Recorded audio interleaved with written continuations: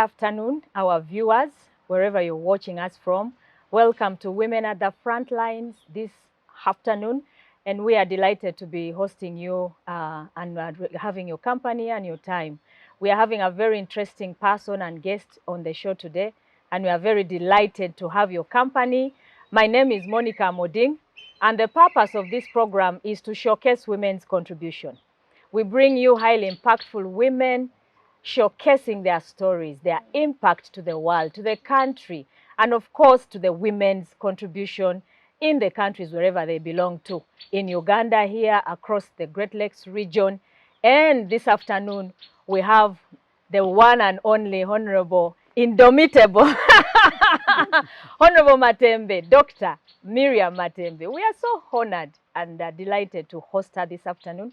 It is so exciting, and I know many of you know her in Uganda and across this region. That is the person we have. And to accompany her, we have a team of young women. It's an army, her disciples, who said we must be on that program, accompanying Honourable Matembe and listening, drinking from her well of knowledge and learning from her. So join us as we have this conversation. And to start us off, I would just like to welcome you, Honourable Matembe. I call her Mama. Yes, in the African context, that is normal. I hope you won't be surprised that someone senior, of course, to me, she has inspired me. She's one of those top persons in my list. If I have to learn something, she's been my mentor. I've been telling you who the people have been who've mentored me along. There was an interview that I did on Matembe, and they were showcasing a generation of feminists. And in your team, the generation of the feminists who've been around, the Matembes, the Byanyimas, and the other teams in that generation. Then ours follows. The Amodings and the other, so many young women right now holding executive positions in leadership in the women's movement and across. And then there's this team now we are having. Yeah. This is, I think, the third generation. It is indeed. Yeah, you're welcome very, very much. I don't think I'm going to labor so much in introducing you because so much is known about you. You've been a former Minister of Ethics, perhaps the pioneer to hold that office, Member of Parliament from Mbarara, and we know you more in your advocacy for social justice in the country and across the region. We want to welcome you so much to this program. This program is for inspiring new women on the leadership scene, but also to inspire those who are already occupying spaces like us to do more, to challenge us to do more, and of course to ensure that there is that connectivity and growth of this women leadership across generations. You're very welcome, Honourable. Thank you so much, my dear Monica. Yes. Of course, it is a great joy for me to host you here at my home, Yes, at I did my say village, that. Yes. here in Port Vale. And I want to thank the Lord for that, because as you were articulating on the generations, that there is the other Matembe generation, now the Monica generation, now we have the Helenas, the Evelyn generation. Then I say praise the Lord. Hallelujah. Because when you remember in the Bible, there is God of Abraham, God of Isaac, and God of Jacob. God knows 3 generations. Absolutely. So what gives me joy is that my work has not been in vain. I have, this is the output. I'm seeing, just like in biological terms, I already have, the Matembe family has 3 generations. Already. Now I have also 3 generations in the workplace. Absolutely. Can you imagine 3 generations at the public life and 3 generations at family. My private life? Absolutely. I praise God. Hallelujah. And I'm so happy that once again today I'm appearing on yet another front line, because I used to be on a front line NBS and I was chased away because they thought I was dangerous to the government. So I hope this time I'll not be dangerous to the government. We are hoping so. And of course, Honourable, your output is there. That one, at the far end, we have Sayuni Hellen. Hellen is a young woman also aspiring to lead in different spaces. We are mentoring her under their AMWA program that you are a faculty member a lot of times. And next to her is Evelyn Kigongo, one of those young women. Again, we are growing in the women's movement. And then next to me is Maiyimuna Hellen, again, an output of AMWA. Over 6,000 young women have gone through Awili AMWA in terms of training. And so we are locating them and seeing where they will end up. But basically, we are hoping they will end up in the political arena in terms of leadership. So that is the team we have at your home. It gives me joy when you talk of AMWA.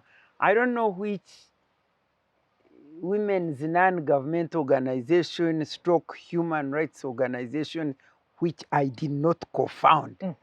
Because that Akina Mama of Africa, I'm one of the founding members. Wow. So when you see the young women getting on board and moving on, for me, what more do I need in life? Yes. I'm done. We are doing very well. We still need you around because we think that there's a lot that you do or still have to contribute to. We'll end at that level. But to start us off, many of us know Honourable Matembe in the political arena, the good orator, the great woman. But we may not know how it was like raising that woman. Growing up, did you have an ordinary growing up like all of us do? Or did you, you know, the training of such a leader, is there a special training? How was it like growing up? Let me tell you what will shock you. My mentor and my trainer was the unfair, discriminatory, and unjust environment in which I grew. Wow. That is what taught me and fired me up to be into who I am. And to go back, having summarized it that way, is that I was born to a family, peasantry family, of course, of Mr. and Mrs. Rukoza, in the village of Rutoma Wizwera, Kashari County, which now happens to be Mbarara district. Okay, the city. And we were 9 children, 5 boys, 4 girls. I was the 4th in the family. Not the first. The 4th in the family, by the grace of God, I am the first. Wow. I'm the first because I shot up and had to take care of the rest. Took over. Now, I told you peasantry family. Therefore, what does that mean? That means that we didn't have enough money in the family. Struggle for survival. Struggling. But what I thank my parents for, or should I say my father, because by then my mother did not have a right to participate in decision making, my father put the girls and the boys both in school. Wow. Unlike most of the families at that time where girls were not going to school. So I went to school together with my brother. When I was a young girl going to school, I experienced discrimination. Because whenever there would be no school fees, my brother and I was coming after him, we would be chased to go home. But his school fees would be found within about a day or so, while mine would take 2 weeks or a month. You are at home. That is one thing I'm noting at my 6 years. Yes. Now, my mother used to be a Christian, and she would go for fellowship at church, at times to the market. So whenever my mother in the afternoon would go for fellowship or to the market, I would not go to school in the afternoon. My brother would go to school. So every week I would go to school maybe twice in the afternoon. The other 3 days I don't go because I have to take care of the home. Of the home, and my brother never missed. And these things were killing me. And I was asking myself, but why? But why? But why? Now, besides that, my mother was a mother union leader. Now, I could see women coming home to tell her stories of pain and suffering. And you know, little children listen. And I could listen, I see them cry, I don't understand. And you know, like I'm 7 years, I'm 8 years, and I'm seeing this kind of situation. And I'm asking, but why? And then the other fellow parents in the village, many of them The girls were not in school, the boys were in in school. school. So my question, why nobody was answering it, I was not asking it loud, but I tell you, when I was like 9 years, it had already reached here. The injustice, the unfairness, the discrimination against women was just burning in me. And so I came to learn that when somebody commits a crime or something, they buy a pleader. I asked, who is a pleader? They said a pleader is somebody who pleads for other people. I said, wait a minute. I want to plead for girls. I want to plead for women. What does the pleader have to do? They said the pleader has to study law. So at 9 years, I made up my mind I will be a lawyer to plead for the girls and the women. Now, when I reached P6, my brother, who was attending school all the time, repeated P6. I found him in P6 and left him there. And we went together in P7. When we reached P7, I passed in grade 1. From a village school. And he passed in grade 2. And those days there was no grade 2, you have no school. Schools were few. So I was called to go to Weranyanyi. In fact, I was supposed to go to King's College Budo. I had put King's College Budo because I had my young uncle who was studying there. But well, my parents said, you can't go to King's College, there is no money for transport. But Weranyanyi Girls Secondary School was near in Mbarara. Hey, I went, you wait a minute. I went now to Weranyanyi Girls School. My brother repeats. P7. Now I will show you how the anger came now. After my brother has passed to go to senior 1, I'm in senior 2. My parents come to withdraw me from senior 1 so that I can go to Kakoba Teacher Training College, where they didn't require to pay school fees, so that I can give way for my brother to go continue with secondary school because she is a boy and I'm a girl. Me, who had already shown chances of success, intelligent, very bright and intelligent, with a vision to study law. Now you want to withdraw me and take me to teacher training college because there they don't pay school fees. I told the headmistress, my mother had come to pick me. I said, why not this boy? I'm not going. The headmistress said, please pity your parents. I said, excuse me, what about that one? Can't he go and study teaching? But I was talking, nobody's defending me, not even the headmistress is defending me. So I asked my headmistress, I hear there is bursary. They talk of bursary to poor people. Can't I get that? And she told me, the headmistress said, yeah, you can go to chief education office and get a bursary. I said, where is the chief education officer? They said in Mbarara. I said, my mom, take me there. My mother said, I can't speak English. I said, you take me. I will go and speak it. So at 14 years, to cut the story short, I went to the chief education officer's office. It's a long story. You read it in my book. I asked for bursary. I broke down and cried, these people, they are cheating me.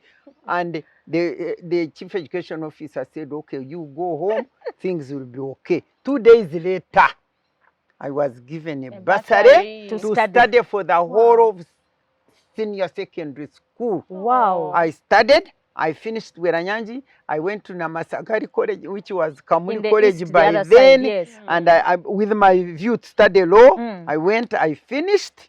Now, after finishing, they called me to Makerere to study law. And my father says, no. Who never paid school fees? He said, you can't study law, not in my home. I will ostracize you. Girls don't study law. Girls I said, okay, can I study medicine? He said, girls can't study law. You go and study nursing. Let me cut you short, Honourable Matembe, there, just to emphasize that point, because your story is the same like Honourable Cecilia's. At that time, you broke so many stereotypes. First of all, the schools you went to and the courses at that time were already cut out for you. It would be teaching, nursing, and many things. So you broke that stereotype. Me, I have lived a life of resistance. From childhood. These people who talk of resistance, I'm the originator of resistance. You were born an activist. I'm telling you, I said, my father, he said, you cannot study law. I said, me, when I saw things were tough and you are young, you can't resist your fathers. And then I said, okay, you go to Makerere and tell the headmaster, because did he know the vice chancellor? I said, go and go to change the course. But could he go there? A peasant, I could take my mother to education officer for my benefit, but I could not take my father to Makerere against my benefit. At that so age. He didn't go. So I went to Makerere and studied law. And I will tell you, when I was studying, that's when I met my husband. And I wedded that when I had finished first year. I had finished second year. My father had put rules. When you go to marry, don't marry Northerner. He gave me a reason. Don't marry Muganda. He gave me a reason. You know, reasons are there in the book. We don't have enough time, but you would laugh if I told you, don't marry Muganda because they are thieves and they are proud. Don't marry Muchiga because they eat too much. Don't marry Munyoro because they are greedy. Don't marry. So he left and he never said Munyankore. So finally, I thought Munyankore was okay. When I brought Munyankore, he said, no, not in my house. I said, what is the problem? This Munyankore from Bushenyi, they eat sheep. For us, Kashari, we don't eat sheep. You are not going to bring. I said, okay. Doctor, how do you bring him home? He's still at campus in year 2, and he has already given you a list of don't. So how do you compose yourself to come home and tell him, Dad, you look here, I followed him because he was saying every time he drops another tribe. Every time he drops another. But he had said, if you want to marry when you are still studying, because those days at Makerere, they were allowed, it was okay if you are there. Because my cousin had married before studying. So he said, if you want to marry before finishing, don't bring this, don't bring, but every time, during old days, would add on the list. But because he didn't put him Munyankore, I found this Munyankore. And I came with, I told him, he said, what? No, not in my home. So when I refused, I said, for that matter, I'm not going to marry. Wow. No, I'm not going to marry. Those days, to marry, not to marry, or to marry somebody not acceptable by parents were evil, were evils. But not to marry was the worst evil by that time. Not to marry was the worst evil. So he thought maybe marrying this one is a better evil. But he reported me to the relatives and our uncles, and they called us for a meeting. For you. And I told them my story. After the story, they told him, you have been defeated. Because you told this girl she followed, now she has brought this Munyankore. You didn't leave out Munyankore. So I defeated him. So I continued and married. Now I have taken you from education anyway. I married. But you know, when I went to study law, I want to tell you how I expanded my dream.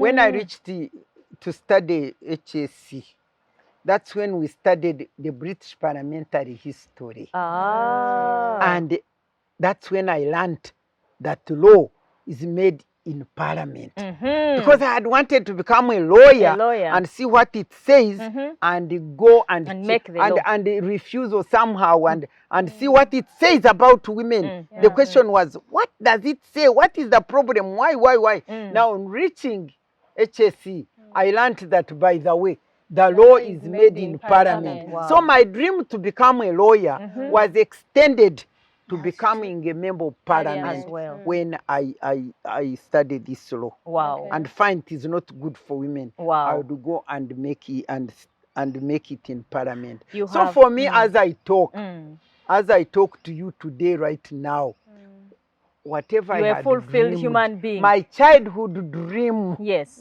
which was cut off right by the time I think I was born, has been not realized, but fully realized. Because while I thought I would go and become a member of parliament and make law, little did I know that one day I would be asked to make the mother of all laws Wow. the Constitution of Uganda. Before you go there, because that is going to be the gist of our discussion, you have summarized for us your life growing up. But what I noted in there is that the women of your age at that time went through similar experiences. First of all, going to school and breaking those stereotypes, doing courses which were unknown at that time. Lawyering at that time, you know, was not for women, and other courses. You had other courses sorted out for you as women, but you challenged that, you broke those stereotypes. And of course, through university, the choice of a partner at that time was also a big issue. Many of your teams, your colleagues at that time had to first leave school and get married, then continue. The same experience we are hearing from you. We are very excited hearing that part of the story, but I don't know whether such kind of things still happen. Ladies, do we still go through that? Yeah, you know, those difficult choices that you have to make. We still have parents who believe you cannot marry a certain tribe and that, and they tell you. Some parents will tell you, this tribe is not good. And actually, also that is still my happening. father tells me, no, Helen, crossing the Nile is just very far. He does not, of course, give it to you as a good reason. He cannot open up, but by the time a parent tells you crossing the Nile is very far, there is something beyond that. Yeah, that is in his heart. Okay. So I think some of the things, Honourable Matembe, you broke those barriers for us. Now, I think cross marriages are not a big issue now. Very few people still talk about that. But it still exists. Choosing your course you want is not a big issue right now. You do everything. Those are some of the things you laid the foundation for us. You know, when we formed Action for Development, I'm a founding member of Action for Development, as well. Ep8. At one time, it was the most leading women's organization in this country. Absolutely. Our motto is breaking through, breaking through all those barriers, turning them into pieces, then building good values, good systems, for our society, good what we wanted, and then binding ourselves as women in love for one another, for our empowerment and development. You can imagine at that area, we had that passion. You had the passion. You laid a very good foundation. And now I would like to take you to another level. Of course, this is where we are very interested in your impact. And we've read a couple of books from you, and I think for the interest of our viewer, Honourable Matembe is unlike many women. She's writing her story, ladies. That is one of the challenges we are dealing with in this generation. Writing our lives, our impact, our contribution to society is still a challenge to many women. You know, being in these spaces we are in is still a challenge in our generation. Honourable Matembe here has 4 books already to her name. I think this is quite big. If we're in another place, we'd be clapping for her. The first one she wrote is the other one. This other one, the first one down here, was the very one the first one she wrote after university, immediately.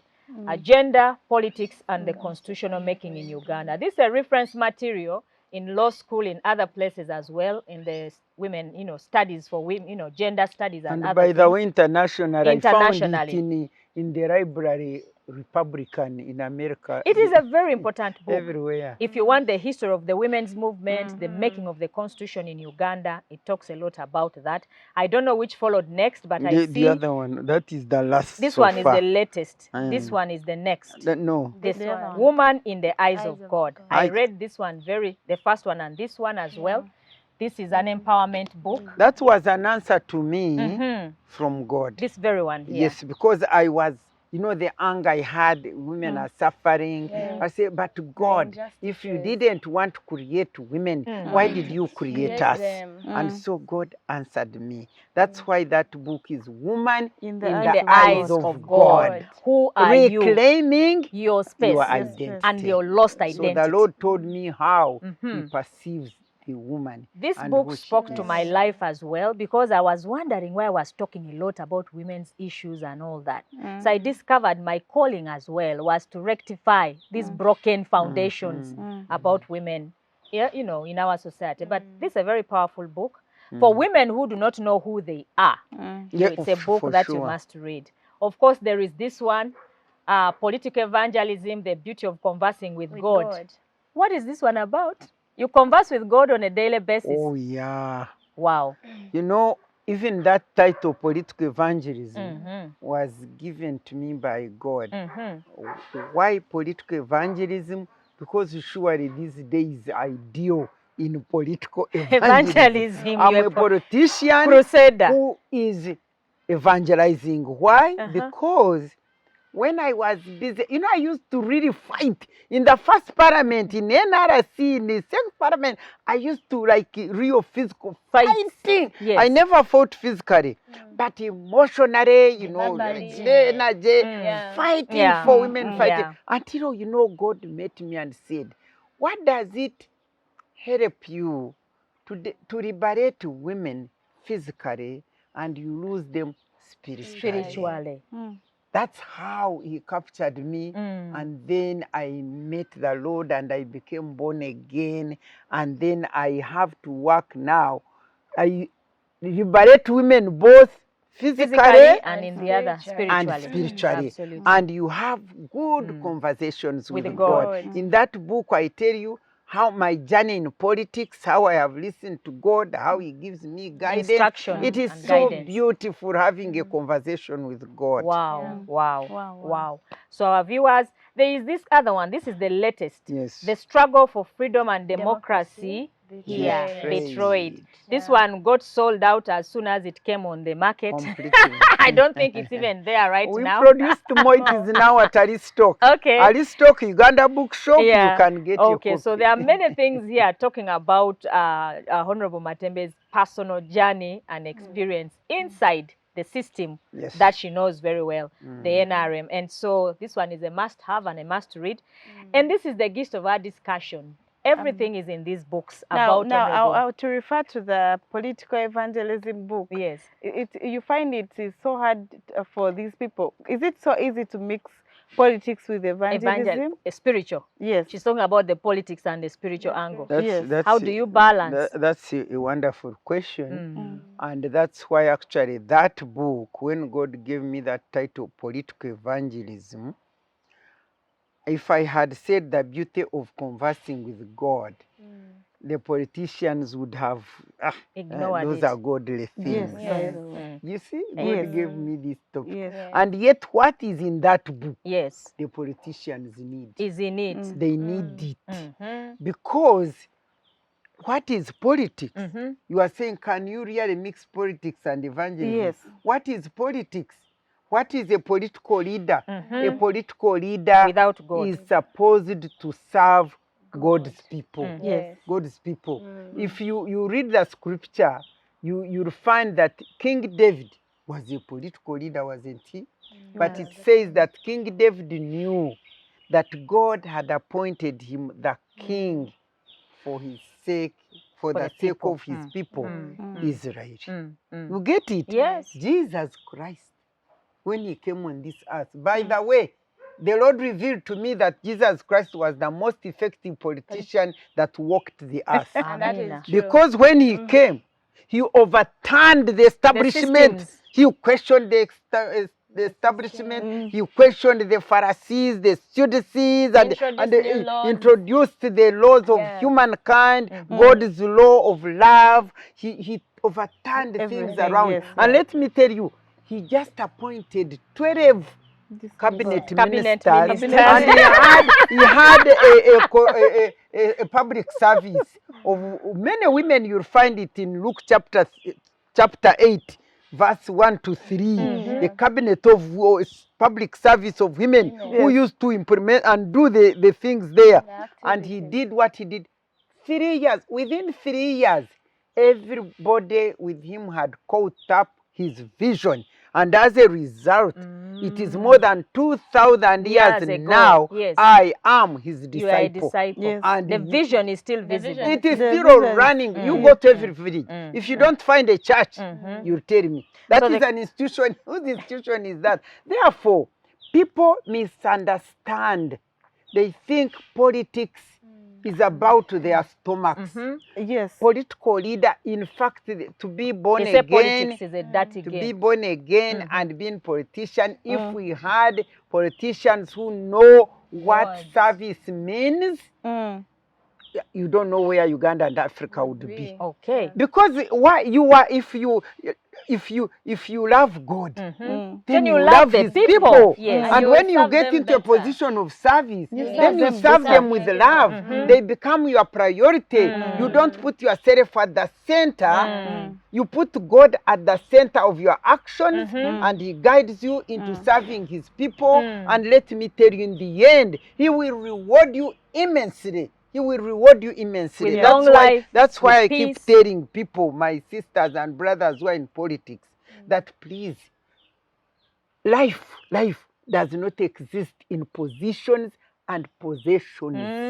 Life exists in knowing who you are in God and serving the purpose for which He created you, like my purpose now. Don't you see I was called right from long ago to fight for justice, fairness, and equality? And you know the word of God says that justice and righteousness are the foundation of God's throne. Therefore, it's possible, but not in the current prevailing environment in Africa. Doctor. In Africa.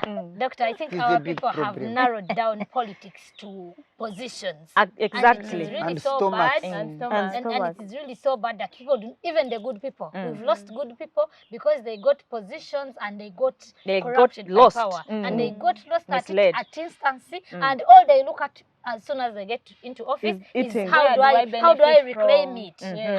How do I gather it up all for me? And there is no leadership at all.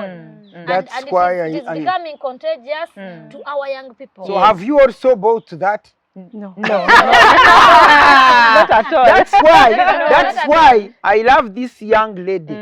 I love her. Amina. Because let me tell you, you need to stand for what is right. Absolutely.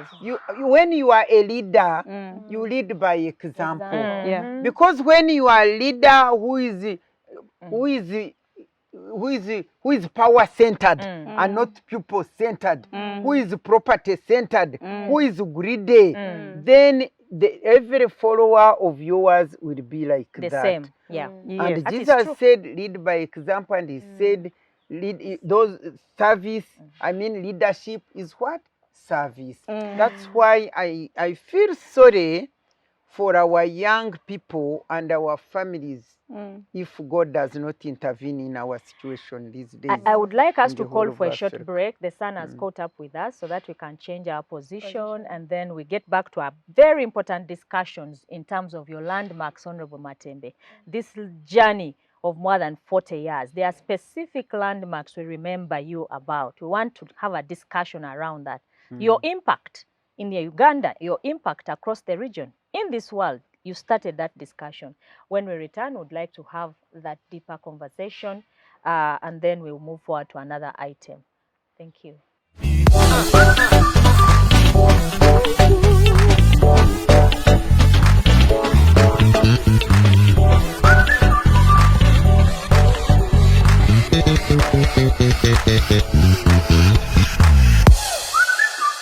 Welcome back, our viewer. Thank you for giving us your time this afternoon. This is Women at the Frontlines, and we are here every Saturday, 2 to 3 p.m. Would like you to continue following us, like our page, comment on all those social media handles that are on your screen right now, as we bring you these stories, life journeys of highly effective women leaders in our country, Uganda, here across the Great Lakes region. And would like you to be inspired through these stories, because as we talk here, we know that there are many women leaders out there in their own journeys, but also those who are just coming up. We're encouraging you to spread out, step out of your comfort zone, become a dominator, occupy space. Leadership is a calling as well, but you need to step out. So we use this space to inspire you, to mentor you, and encourage you in your leadership journey. So follow our stories, share them with other people who would be encouraged. And to share her story, of course, this one is a long journey. We can't exhaust it in one program. I think we shall have many programs where we host Honourable Matembe here. Would like to continue with this conversation, and joined with her a team of young women who are her disciples. It's a beauty to have your vision being carried forward by other young women or upcoming leaders. So we are all carrying her journey forward, her vision forward. I am her disciple.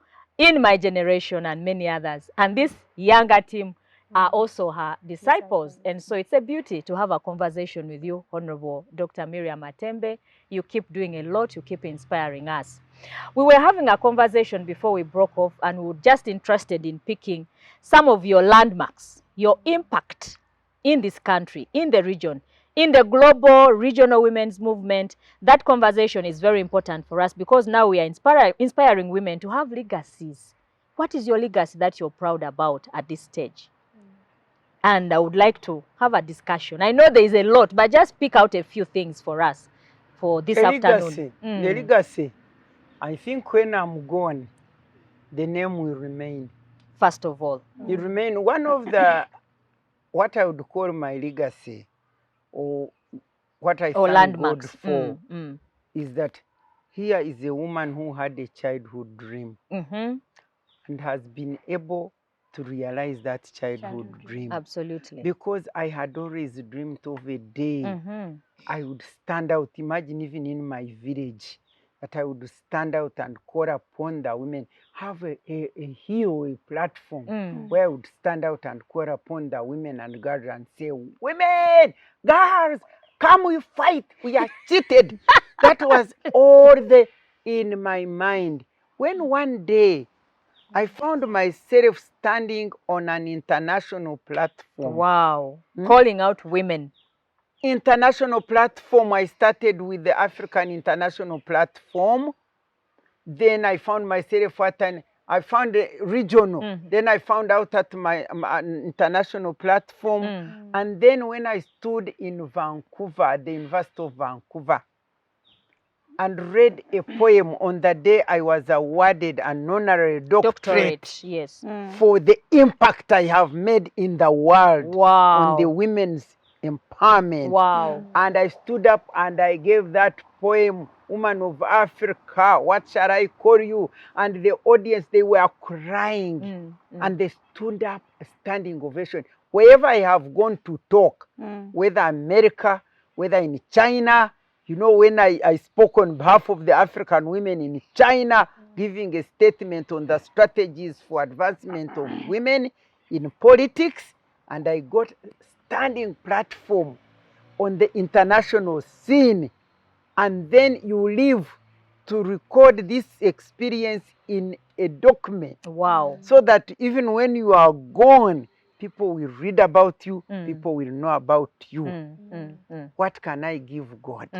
Because I went out to influence a village, I ended up on the national, I went to the regional, I went to the international. Global, As I talk to you now, yes. I want to tell you that in 1998, I was given an award as one of 100 women world over. Wow. Who have done a tremendous job to empower women, to mentor girls, to, in fact, I have my certificate in there. Wow. 1998. Wow. That will show you, this house is full of awards. That will show you that what I have done has put an impact. First of all, regionally, I co-founded Women Law and Development in Africa. Wow. At another stage, and that organization went like fire. I don't know what they are doing now. But the way we influenced women lawyers in the region. Then Feminate, you know, the one which had organized there. I'm a founding member of Feminate. Wow. So my impact is not only in Uganda. On the African region, and internationally. You know, the women of Kenya, how I influenced, I participated in the women of Kenya's constitution, the Kenya's constitution, going to the villages and educating those women and mobilizing them to make sure that they have a constitution which promotes their rights. Wow. And then the South African constitution, by the way, I also had an influence there because they did it when we had already done our own. Now, when it comes to Uganda here, all these women's non-government organizations which were founded before I left the public scene and the human rights organizations, I can assure you I'm a founding member. Therefore, I would say that all those form my impact Wow. on the public platform. Yes. And by the way, also on the private, because I have been like a preacher. I tell you, I have saved many marriages Many from families, breaking, yes. Yeah. many families, and then young women, and then they know if you to ask me is unfair because to praise myself. I know. But if you ask those people whom I have impacted, Yes. but to answer the question specifically, what would I call the Your proud moment. proud moment? The first proud moment is when I graduated as a lawyer. Dream. A child would have said of becoming yes, a lawyer. lawyer. Leader. The second moment, when the NRIM government came here with the gender question high up on the agenda. And they said, women, where are you? We had already formed action for development, burning with fire, burning to get out. But then the army people wanted to rape us at one time. I will tell you these stories. When we came out from Nairobi, this African the Beijing conference, yes. No, Africa, the first international conference to be held in Africa. Wow. In 1985. That is when Obote was overthrown. And all those people who had gone the conference on government never came back. And we are here in Akford, we mobilized, we formed Akford with a spirit from the Nairobi conference. Because it was held near here and we were burning with fire. We wanted to question everything. Or when we planned we are going to demonstrate against men or soldiers who are raping our women women in the they planned to rape us at that city square. They planned to rape us, and one of us was in media. He came to learn about that. Quickly. They rang us. So in the night they told us that when you go the city square, they will rape you. Then we didn't go. We said, but let's go to see whether it is confirmed. We went to walk along the shops and we found the city square was all with army people of Rutwa waiting to rape us. We escaped that. Therefore, although many times I critique the Museveni's government, I do critique it, but I don't know whether there is anybody who loved it more than I did. Yes. Because they opened, when they Space said, for women, where are you? You people, I was like, you open there's a dog in a cage, and you open the cage. I was simply unstoppable. So that is another moment which you must remember. I was unstoppable. And I ran with the gender question. I ran everywhere. I ran. You're very active. Now, the other third moment, the moment I was elected to go to Parliament of Uganda. Wow. Where your law is made. Oh my God, realizing the enlargement of the vision. Then, the fourth moment, incredible. Wow. While I had dreamt of going to Parliament to make the laws, little did I know that I would be appointed on the Uganda Constitutional Commission, the 21-member commission, where only 2 women, Mary Maituma and I, were the only women, and the men were 19. That I would now be on the commission to make the mother of all laws. Wow. Let me tell you the truth is, the moment we promulgation, on the day of promulgation of the Uganda Constitution, 1995, the moment I received that copy in my hand, I felt like this man Simon in the Bible, who when he held Jesus Christ in his hand at the temple, said, God, you my can now purpose. take your servant in peace. Wow. I felt like that. But then I remembered that, you see, men are weak somehow. Simon prayed that he does what? He goes. But Hannah, after seeing Jesus, said, now let me go and preach the message. That Jesus is here. So instead of saying, God, take me, I said, let me go and preach the message of this constitution and the rights in there. So, my dear, that was the highest the epitome of my desires. Let me tell you, the rest of what I got, being a minister, being a member of Pan-African Parliament, even by the way, being a family person, those were not the dream I had. The dream was to go to release the women. The women. So the women question. If I die today, I'm ready. You are fulfilled. And how did it feel to be two women in between 19 men? And how were you in that house? How was the house? No, that is the commission. The commission. You the can constitution imagine. making house. You think me being, even if it was 200 people, you think me standing in that meeting, even when I'm one woman, you think it would shake me at all? When you are unstoppable, let me tell you, when we are making that constitution, I made sure that that constitution will certainly contain all these provisions which you see. Because even when I reached there, we started training ourselves as a commission, and they had written topics which we should cover. And I said, put there women and the constitution. So we put a subject, women and the constitution. And let me tell you, wherever we went, when we would go, we'd go women leaders to come and train them on the constitution, the leaders. And by then, if you say chairperson of district, there is no woman. If you say secretary, no woman. So you would find all the leaders whom we have invited are what? Amen. Do you know what I would do? I would reach like Lira this evening, and I go. I walk on foot, I go into the market, I go everywhere. I say, women have you heard there is a meeting tomorrow? Have you heard there is a meeting tomorrow? Just turn up, just turn up. And then they would do. In the morning, of course, they come. They were not invited. And I'm the one, I have a colleague, some other colleague, we are teaching the constitution. They would come and fill the hall. And the men are on the seat sitting. I say, enter, women, sit here. Sit here in front. They would sit there. And then I would teach them. And then when questions come, women are not raising questions. Then I'd say, okay, you ask, you women ask questions.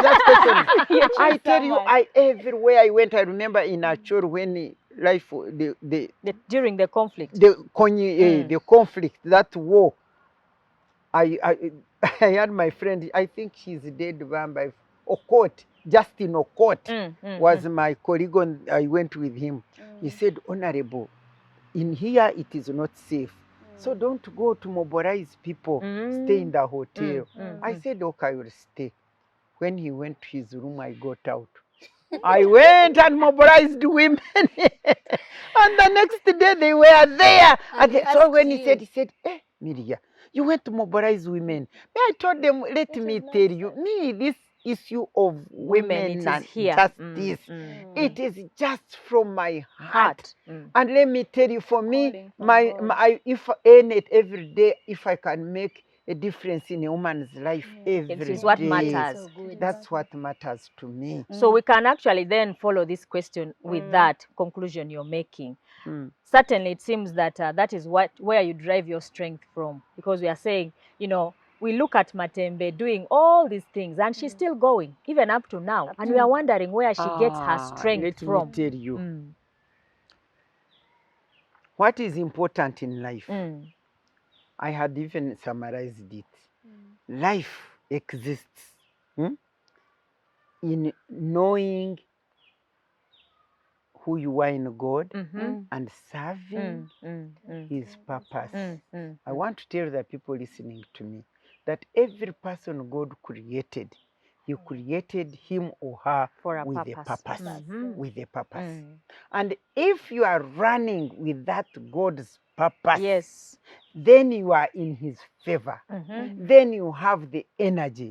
Then you have the strength to keep you doing have that. the passion. Because you are in God's purpose, He sustains you, He maintains you, He provides for you. Let me tell you, it's not only my life is existing, but let me tell you, young ladies and my dear Monicah, I have served Uganda for 30 years. I served this country for 30 years. Before I joined politics, I lectured at the Uganda College of Commerce, which is now MUBS. We didn't know for that 5 about years. From there, I lectured at the Chartered Institute of Bankers. I was employed by Bank of Uganda, seconded to the Chartered Institute of Bankers. So for 10 years, I was a lecturer. I have so many impact. You talk of Matembe's impact. All those people I churned out training. 10 years. Then I went to politics. And in politics, as you have heard, I worked as a member of parliament 17 years. By the way, I was the first vice chairperson of Nakawa division. So I was a councillor, Kampala Resistance Council. We did not know that about you. I was the vice chairperson of Nakawa division. And then when we went to Kampala district, I was the secretary for mass mobilization and education under the Ziru Twaura Father Gundi. Murongo Ziru Twaura, Rubega, then Iga, you know, I was the woman there. Wow. So I have done all this. I have served the government as the minister. Minister of I'm Ethics. the one who established the Ministry for Ethics and Integrity. It was not there. And I want to thank God, because I can assure you, when corruption was coming and raising up and becoming a challenge, President Museveni looked at all Ugandans and said, who is that person who can help me such on high this? of integrity that can help me With here? an iron fist. And he appointed me. And in fact, what I loved about that appointment was not becoming a minister. Me becoming a minister had never been my dream. But the ministry which I got, was the most important. to be the minister for ethics and integrity. And then they sent me to Pan-African Parliament. Then I produced this constitution. I got Pan-African Parliament. I'm a founding member of Pan-African Parliament. When I reached there, I was elected the chairperson of rules, procedures. So I'm the one who made the rules of Pan-African Parliament. I came here to Uganda. I called Ben Watcher. I told him, my dear, can we draft can a you document? help you, Uganda Committee of Legal, help me, because I used to belong to that committee. So they helped me. I went. So I influenced even the laws that govern Pan-African Parliament. Wow. There I was the one influenced. So essentially, but I'm giving you this background to end up by telling you, wrapping it up by saying, despite all this work I did, you see me here, I was thrown out of government like somebody who did nothing at all. Because I went, no retirement, no nothing. 30 good years of that work. Wow. I went home with nothing. But this is 15 years down ago, the road. And by those time we were not corrupt, we were not stealing anything. You are very authentic. But am I not here? You are here. Because I know who I am in God. I know who sustains me. I know positions and possessions and you have no life for me. And so I continue to run with my purpose in God and to depend on Him, and I don't regret. And as you can see, you look very peaceful, very happy, at peace with your life and family. And if you want to know, by the way, this whole land and this house, which is not a mansion, is a gift from God. Wow. It was a gift from God to my husband, who had worked for 30 years in Uganda breweries, and was not stealing like others were stealing. And so when he retired, they gave him this package. Wow. And this land and this house will only improve a bit. But who am I that I can marry a man of integrity and also have integrity and get my beautiful, I have many children, but the biological one are 4 sons. Wow. Distinguished sons who can never involve in these corrupt things or whatever, because they know mommy is God is watching, mommy is God. I think these ladies have been listening very carefully. I don't know if you have a question. We need to move on to another issue or comment. Before we even moving further, marriage, politics, ethics, integrity, the generation that comes after you is completely failing at piling marriage in the same box with politics. Actually, some men out there think coming to us is the hardest. Politicians. Politicians is the hardest they would ever come across. How did you do it? The first question they ask you, are you a politician, a feminist? Balancing marriage and family. So now they are getting it from politicians to even feminism. You feminists, you're hard to handle, doctor. How do you add do it up over the years and the marriage? I think you have listened to my story. Yes, doctor. First of all, it is not only you who are having challenges of balancing public life with private family life. Yeah. Because even I remember at one time when I was at cabinet, I think when I looked at the women I was with in cabinet, it was only 2 of us that were still married. 2 of us were still married. on cabinet? Yes, at one time when I was there. Others had divorced and so on and so forth. So, for me, when I looked at that, I said, I still emphasize one point. Knowing who you are in God and serving His purpose is such a great determinant of who you become and what you are. Because one thing I found out is that the man whom He brought in my life was the right person. I mean, He Himself decided to bring the right man in my life. Why do I call him the right man? For me, even when I was dating Matembe as a girlfriend, by the way, I put my matters on the table. I tell young women, when you go to meet boys, don't start pretending or deceive them. Tell them who you are. For me, when I met him, by the way, I met him, Matembe and I love dancing. So we met at a dance floor. By the way, you will have to interview me. I heard about that. Because the dance, You met in a dance hall. the dance is the one which had chased me out of Jesus and then I went back. So it's a long, I can't go in that. No, I used to not to go to those in now what? We met at a bachelor's party. At his cousin's wedding, you know, bachelor's party. His cousin was going to marry. Kind of Nika. So we're at a bachelor's party. And I found him there. I understand me, I was asking, who is that? I saw he was dancing nicely. And I said, who is that man? Dancing very well.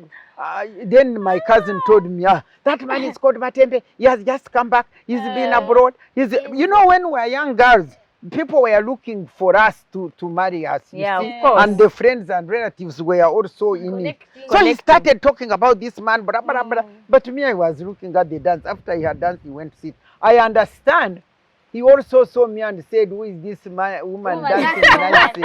And then I understand he came to pick me and I refused. Of course, for me, my concern was I saw somebody dancing nicely, but not the person.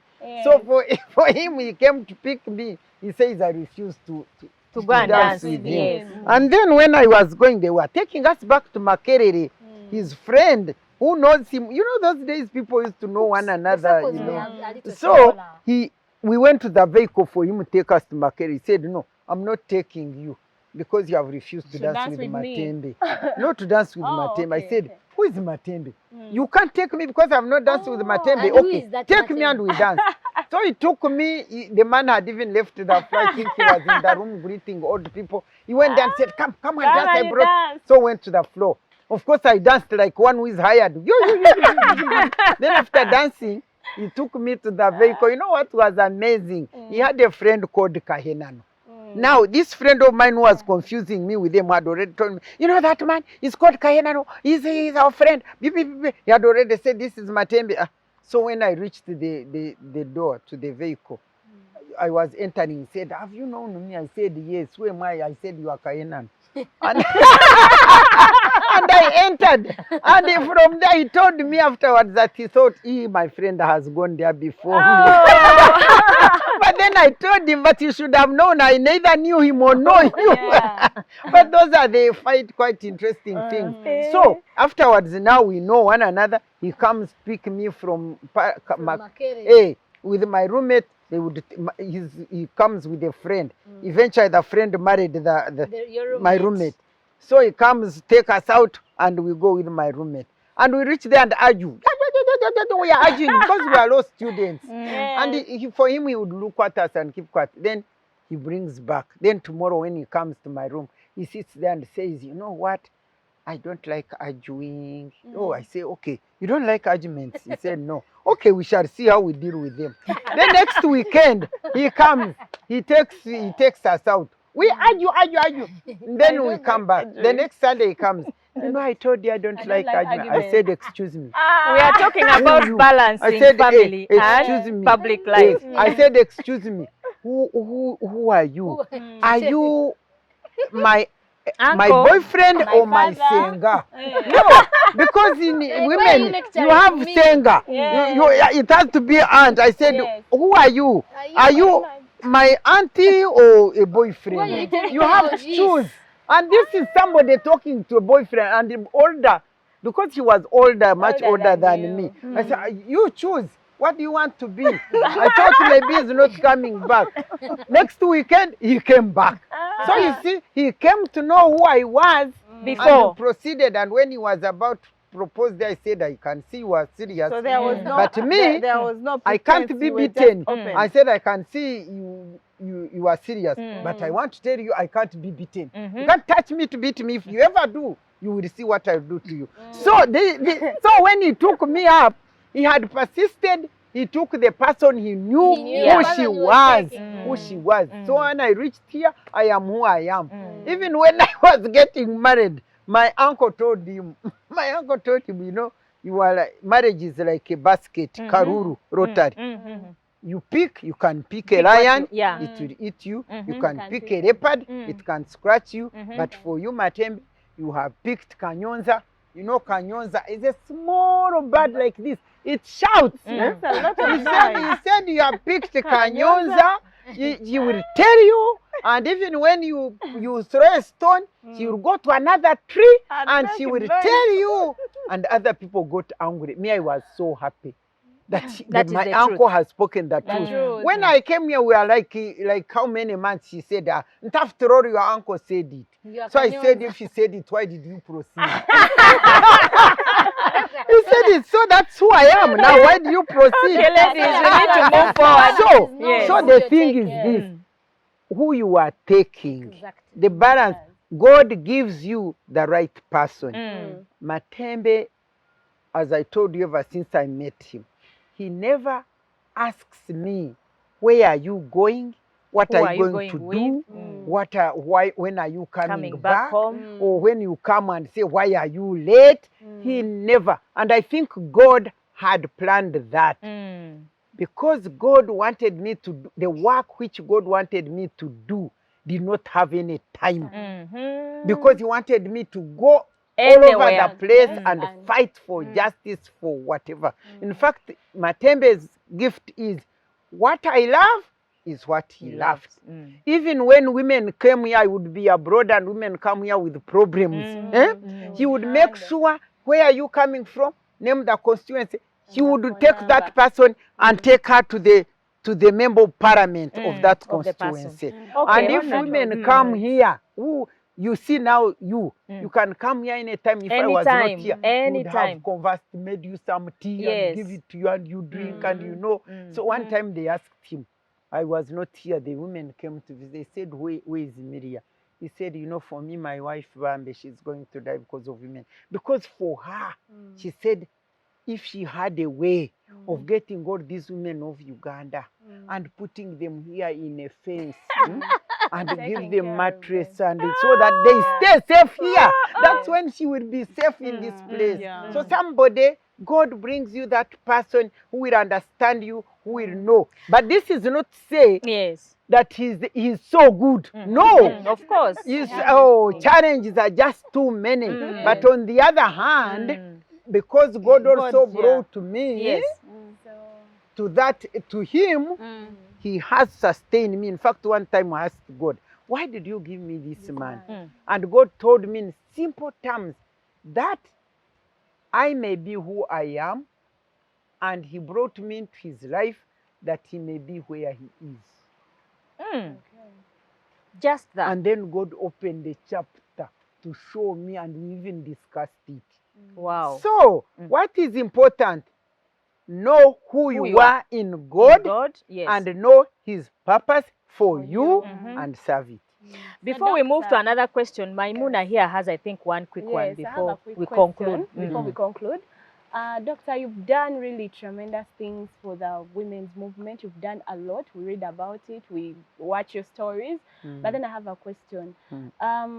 Of all the things you've done, do you feel like there is anything left that you've not done? Or do you feel like there are some disappointments, like a few years back when you were still in the CA, probably you expected by this time this would be better? And then do you feel like there are some things that have not changed? That's an important question in the constitutional making process. Do you feel that there is something that you people left out that has not been addressed? That is what Maimuna is raising very critically. Let me tell you, I will say it this way. The gender equality, the struggle for gender equality and women's empowerment is a journey. It is a journey which is for the good of humanity, and therefore it is a journey which must be walked step by step by both men and women.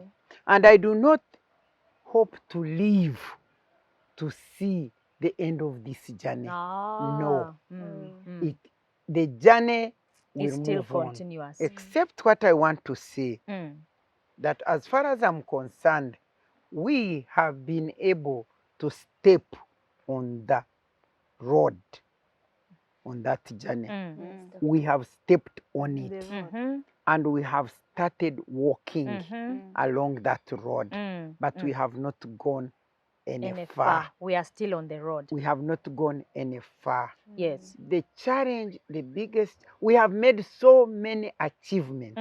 So many, you yourselves, to hear that I was being stopped from studying law, people laugh.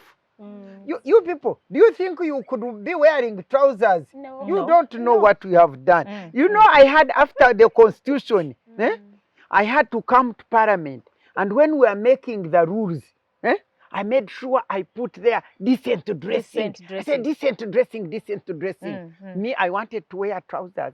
Now, decent dressing. Now, I come with a trouser for the first time to the house. To the house in Parliament. You people, you don't know the roadway. We have made a lot of success, but in small ways, things which you take for granted now were non-existent. So when I stood up to speak, Honourable Karhanga, and Honourable Karhanga used to be my supporter to like me. And he stood up and said, the honourable member, is it in order for the honourable member to dress indecently or something like that? And I shot up, I said, bring the rules. Where does it show? And I read the rule.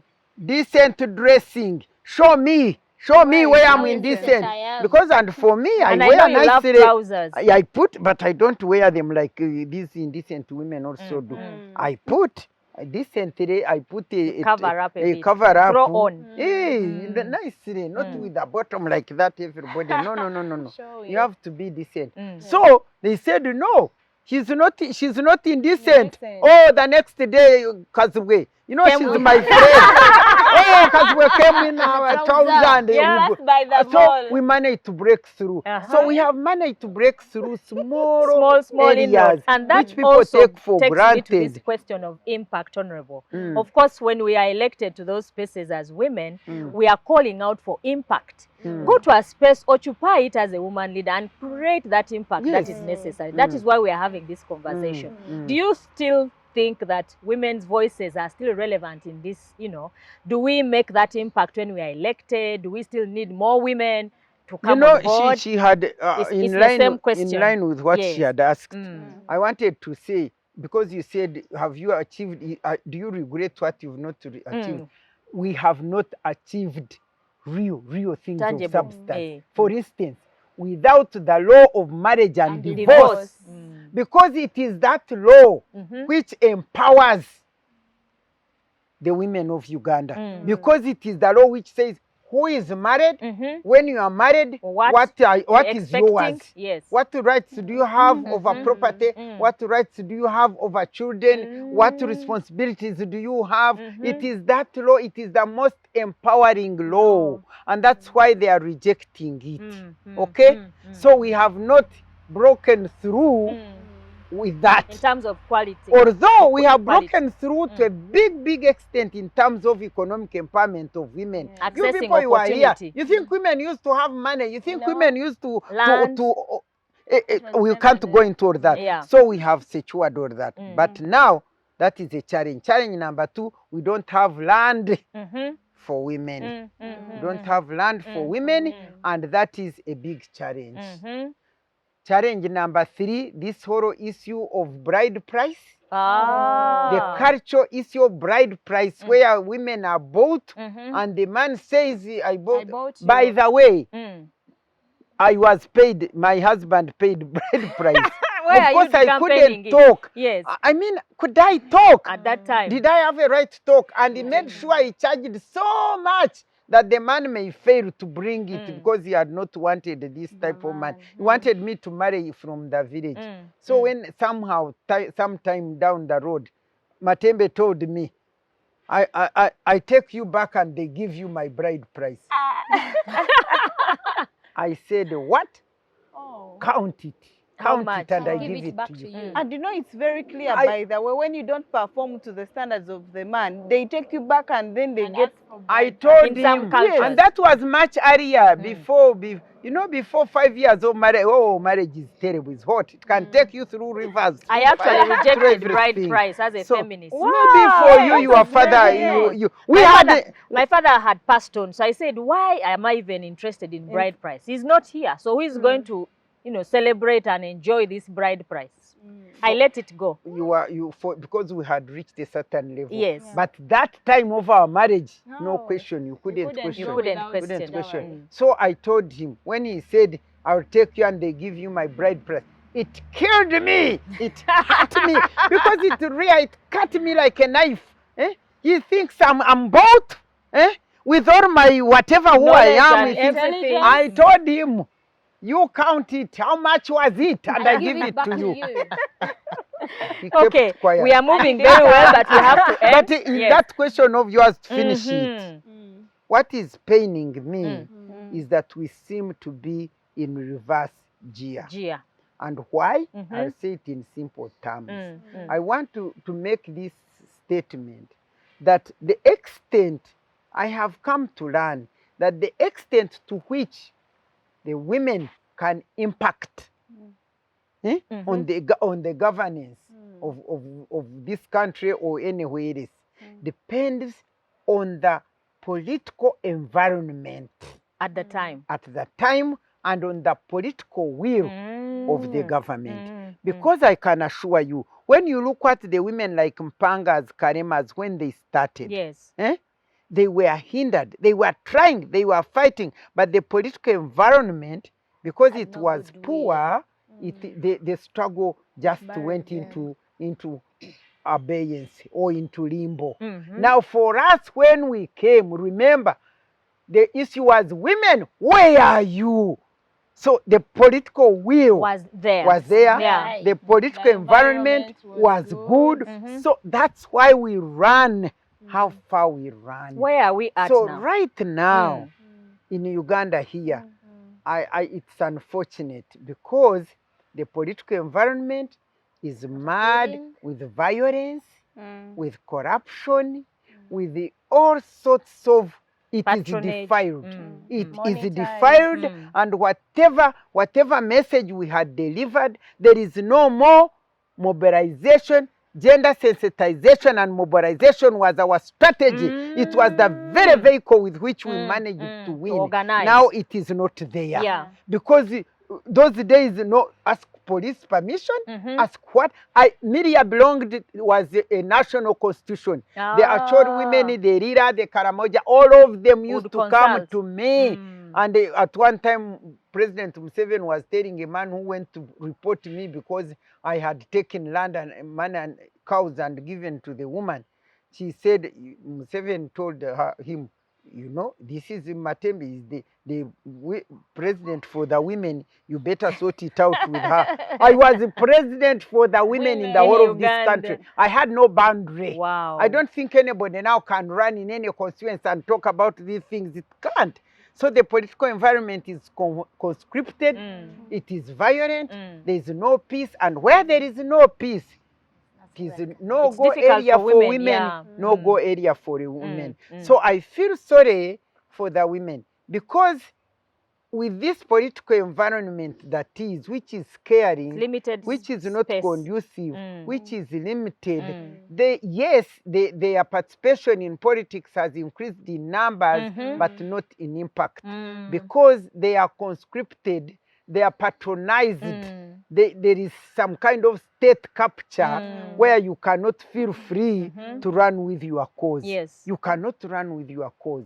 And besides, the women's movement, which used to be the vehicle in which we ran, was also, it's also caught up in that. It is crushed. It is not there anymore. And so there's no vehicle. There is no vehicle. Politics is not a vehicle. When there is a strong, vibrant women's movement coupled with political environment which is not defiled with violence, corruption, and all that kind of thing, coupled with political will, we run. So unfortunately, at this time, it's not a very good position right now, but we certainly have hope. I think that we cannot lose hope that there will be a better day tomorrow. So we're trying to pick your mind also on what some of the hopes you have, aspirations. Is there a way forward in this kind of, I don't want to say hopeless situation. Of course, being a woman of God, I can never lose hope. I want to appeal everybody, including all Ugandans who are feeling hopeless. It is a very bad state of affairs to be hopeless. When you are hopeless, you are finished. Yes, you die. So, first of all, you must have hope. Why? Because God, the creator of the universe, the word of God says that God, the heaven and earth, and all things and all people belong to him. Therefore, when you feel desperate and helpless, don't be hopeless. Put your hope and trust in God. Pray for the women's cause. Pray for this nation. Pray for the young people. Rise up and pray, and the Lord will hear us and move us forward. For me, that's what I can tell you. Otherwise, I have no faith in human beings. I have no hope in women, in leadership of Africa in general. And you're hearing the conflict around us. In general, Great Lakes region is also, region, you know, everywhere, you know, and you ask, what do people want? I want to conclude by telling you that the biggest challenge of which I have seen of African people is to perceive leadership, politics, as a source of income and wealth, rather than seeing it as a service. That is the biggest thing. Because you see, even those who reach there, even those who have served, for instance, now I am sorry, but I think I should comment. We have had a vice president who was the deputy speaker for 10 years, a speaker for 10 years, vice president for 10 years. Now, does he have to be a presidential advisor? You see this kind of thing. When will he rest? We have had a prime minister who has done it all from up to now, presidential advisor. And all these are earning so much money. And we who are committed to service rather than property, they throw us out with nothing. Do you see Africans, they need to stop this whole thing of being power-oriented and self-centered and become human-centered and service-oriented. Absolutely. That's what we need. That's a very powerful And point. you women, you girls, learn it. Whether you are a prefect, whether you are a councillor, whether you what is it that is driving you for leadership? Into leadership? Ah. What is it? Is it service or it is domination? Is it influence or just you want to earn wealth? What is it that is driving you? We have to change. We have to change. We need political transformation, mindset in the mind transformation of the mind. Yes. Otherwise, even if you change the government today, and what put the mindset, different change of guards, it will be the same. I think this group here is a converted lot. They are a team that is talking about transformative leadership. So we believe that when we occupy spaces, it's about leadership, transformation, you know, creating change wherever we are. I don't know, we want to wind up, unless there is a question from my team here, but we want to go to the very, very last question and then we let Honourable go to other. I've been teaching. Yes, you have. On transformative leadership. And good enough. There are some women who went through my training. They go to parliament, they go. They are swallowed. They disappear. They are swallowed. They are swallowed. They don't remember what you told them. I know them. They are swallowed. There's one last question, of course. We've said it all. We've done it all. We've picked your mind on even your hopes and aspirations. I think that's the area we want you to wind up. Your hopes for Uganda, your hopes for the region, you have spoken, your hopes for Africa. But do we hope to see a female presidency in the nearby future? Because I think that you are caliber of a woman. We need to see more in terms of politics, in terms of leadership. Do we see a presidency, a candidate for presidency coming out of Matembe, Honourable?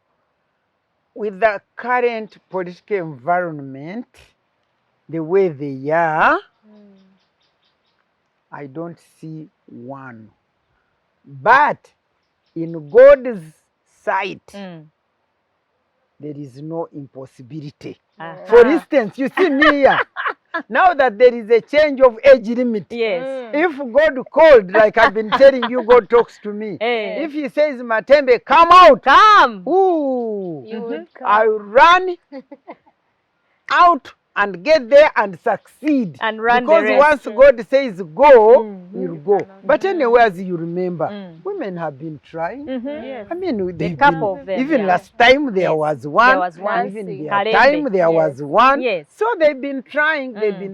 But I think the people are waiting for that wow factor, vibrant one with whatever. But I do believe one day, when the political environment changes from violence to normality, why not? Women will come out and lead. Wow, I think we have said it all. Certainly, the story of Honourable Dr. Matembe cannot be summarized in 1 hour. She has a lot, already 4 books to her name. And we know that if we are to conclude all the other details, there's so many things she has done in her life, we'll need another program. Hopefully in the nearby future, we shall bring her here. But we still have a lot of women of your team to interview. Joyce Mpanga, Rhoda Kalema, Special Zakazibwe. We need to see them here. Victoria Sechitoleko. That's the lineup that we need to have. We haven't yet got them. We are planning to have them here. But for today, we have enjoyed your contribution. Your leadership journey is what we are interested in, and the impact therein, because we are learning lessons in there we have to carry forward in our time as well in terms of conclusion, because we're being challenged. You know, in your time we are still hearing the Matembes, where are the Matembes, the Byanyimas, the Rodas are still speaking in our time. So that is a challenge to our generation. She has written a very wonderful book. Which is at the Aristoc. And I think Uganda Bookshop. Please, you. Mine is not so broad as hers, because surely hers lists captures everything. Because she's one of the founding members of the women's movement. Wow. People think I'm the one who founded. No. I'm standing on the shoulders But for me, I came with a big mouth. You know, my biggest talent is my the mouth. yes. And the mandate for it is found in Isaiah 49, chapter 1, verse 1 to 3. Wow. Yeah, wow. Even my mandate in life is in the Bible. I should look out for that in Isaiah 49, verse 1 to 3, yes. later on after this program. But we want to conclude at this point. I hope you have followed us, you've been inspired. You have liked this story of Honourable Matembe. A lot is to be said about her. We know that we shall bring her another time. But we'd like to conclude here by thanking you. First of all, thanking Muzei Matembe and Mama Matembe here for hosting us. This place is wonderful, very fresh, refreshing. You feel like you are at home when you visit. Thank you for opening your doors to us. Usually we are in hotels, but today we are at home. Thank you for hosting us. To you, our viewer, thank you for being with us up to this time. Also, our partners, our work, our team that is behind the scenes, Civic Space TV. You are wonderful. Thank you for giving us this space to engage, to speak about ourselves, to make our contribution be heard as women leaders. Of course, CCG, Center for Constitutional Governance, as well as Great Lakes Institute of Strategic Studies, Greece. You team out there, thank you for giving us the opportunity to speak about women's contribution. This has been a wonderful conversation. Thank you for today. We are encouraging every woman that has followed to spread out, to speak out, to even, create spaces like we are creating in this place. And of course, to encourage ourselves, inspire ourselves in this leadership journey. We need more women. Matembe's story is very powerful. It is still impacting on us, but we need more of the Matembes to come on board in Uganda and across this Great Lakes region. So we want to thank you so much.